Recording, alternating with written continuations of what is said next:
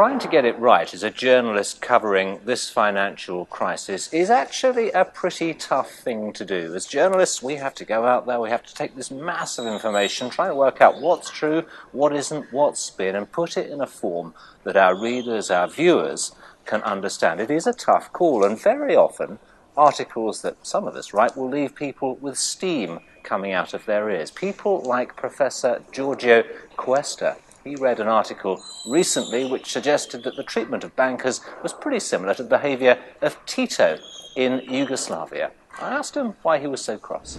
It's so wrong that you can't even say why. It's just abysmally stupid.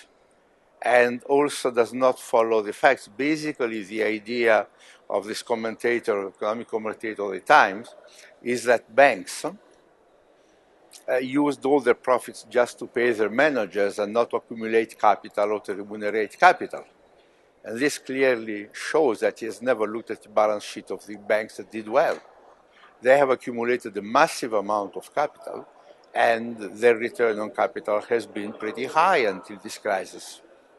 So not only a sort of sound bite of comparing that to cooperatives, agricultural cooperatives in Tito's Yugoslavia is preposterous. And, it's the idea of, I really want my 15 minutes of celebrity, whatever it costs me. And I think it's absolutely disgraceful. So what do you think the danger is? What's the danger of the coverage that we're getting in the newspapers and on television? Well, there are two dangers. Number one, are we seeding the seeds of the next crisis?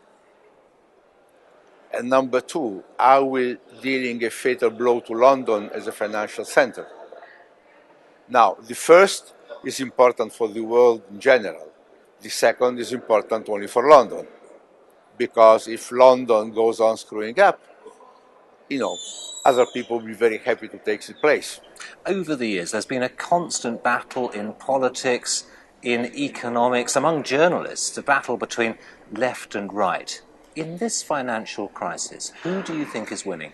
Well, the tabloid soundbite is winning by big margin because they're both saying the same things. I've been a banker for 25 years, and I have huge of contacts in the city. Everybody thinks that Tories don't have the guts that, touch their head to take a stand, saying, look, this is ridiculous.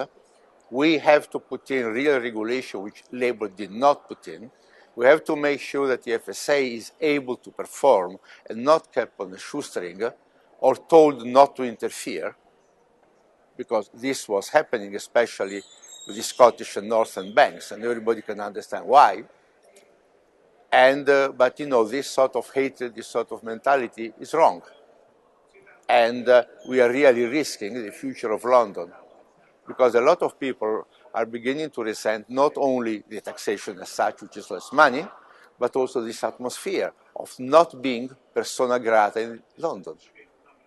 And one point of greatness of London has been that it was the financial center of the financial centers, the capital of international capital. But that is also a point of weakness. It's not local domestic business that has to be done here, like Waitrose. You have to go to somewhere. You're not going to take a plane to do your shopping. But what is done in London, 90% of it could be done somewhere else.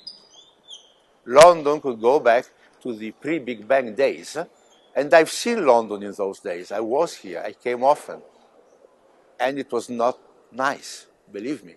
It was a much poorer place, with a lot less things going on, etc., etc., etc.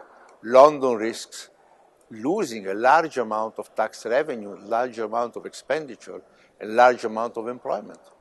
Because its point of shining armor, if you want, also makes it vulnerable. It's not local business, like the local branch in Dundee. If you live in Dundee, you have to go there. There's not much choice. All what is done in London can be done somewhere else. Professor Giorgio Questa, thank you very much indeed.